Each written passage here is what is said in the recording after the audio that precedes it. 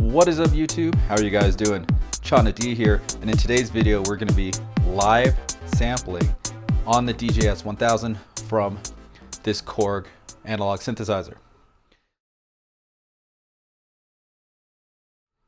So let's talk real quick about what pieces I have on the table. DJS-1000, I've got a Pioneer DJM-800 mixer, Korg Minilog analog synthesizer, and over here is my laptop. We're recording the audio directly into the laptop here, so you get a nice good sound. So next we have 3 samples. Okay, now I have used all 4 patterns to come up with this.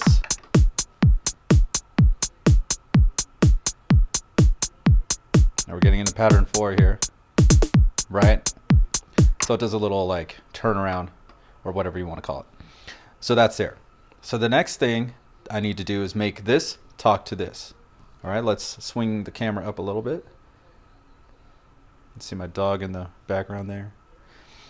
So what we need to do is go into edit mode and global edit. Got to find the MIDI channel one. Okay, here we go. So clock source, this is what I'm looking for. Clock source is normally set to internal, but I'm going to set it to clock source auto and in parentheses MIDI. That's what we need, so we hit exit. If you guys want to hear this, this is my bass patch.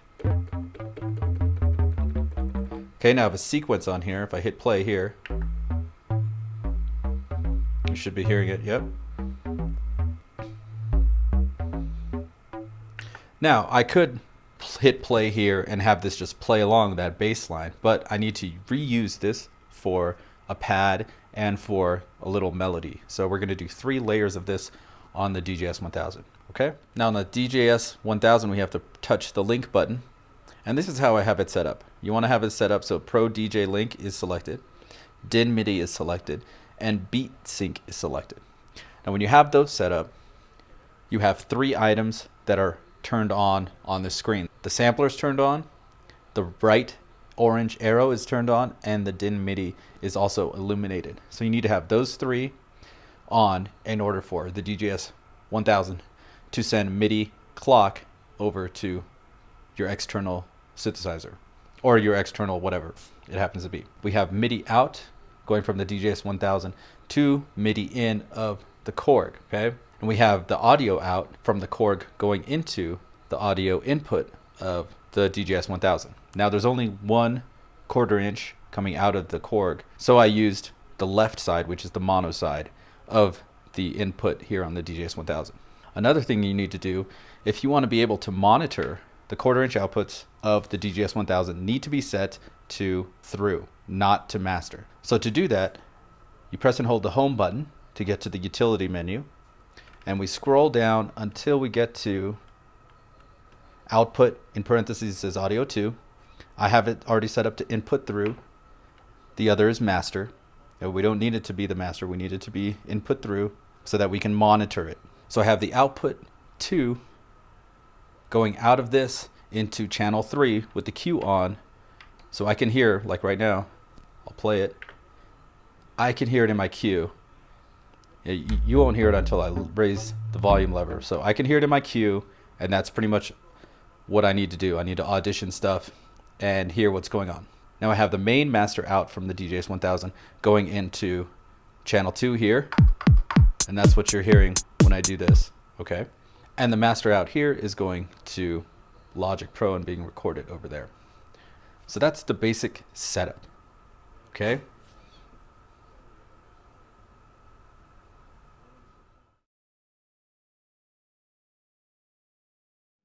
All right, so let's get into the sampling area. Press the sampling button. Now we've got 4 controls that we need to deal with here.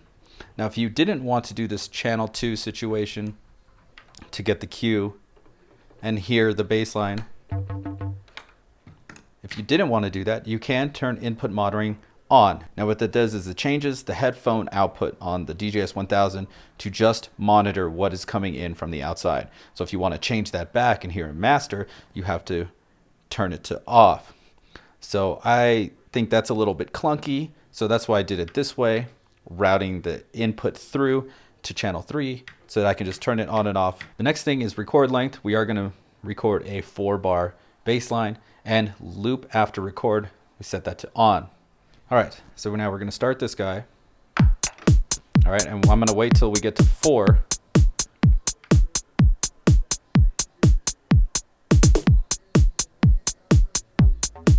There it is.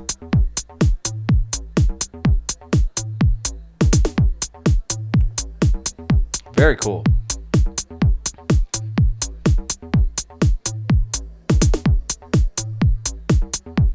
Now you're still not hearing anything from the keyboard. You're only hearing the recorded loop in here. Now what you can do also is touch this and start it off there and here and here. So now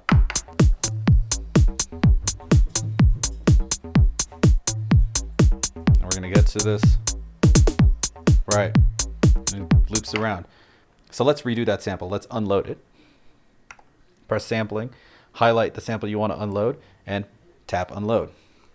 All right, so what we're gonna do now is we're gonna do a 16-beat record. So the record length is on 16, loop is on, and I'm going to swell the filter up so it sounds more of a natural kind of thing.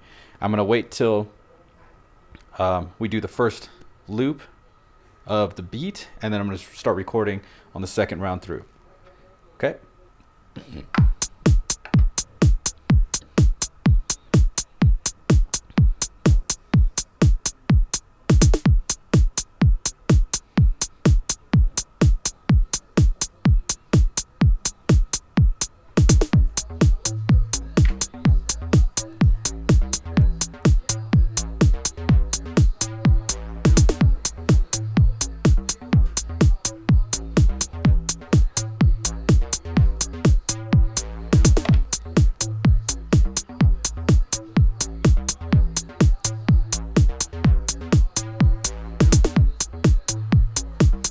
All right, isn't that cool?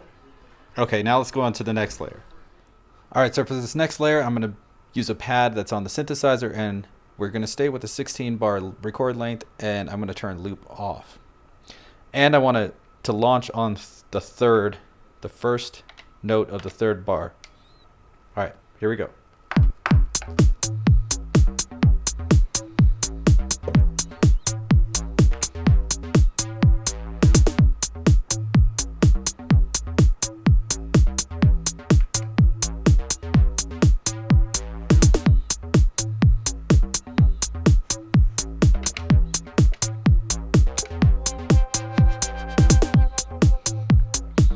All right, so now I should have it set up that it goes right here.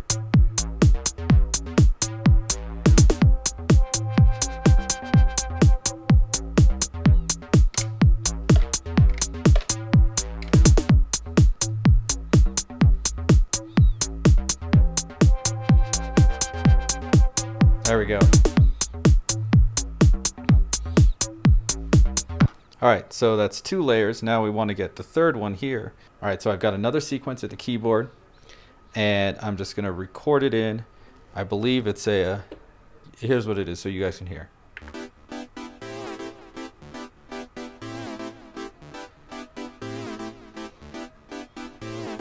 All right, so it sounds like a 4-bar to me. So let's go back to record length of 4 bars. Let's turn on loop, and let me turn that off so you guys can't hear.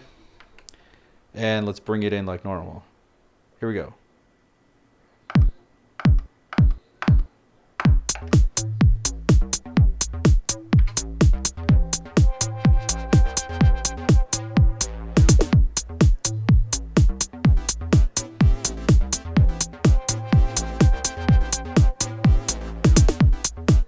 There it is.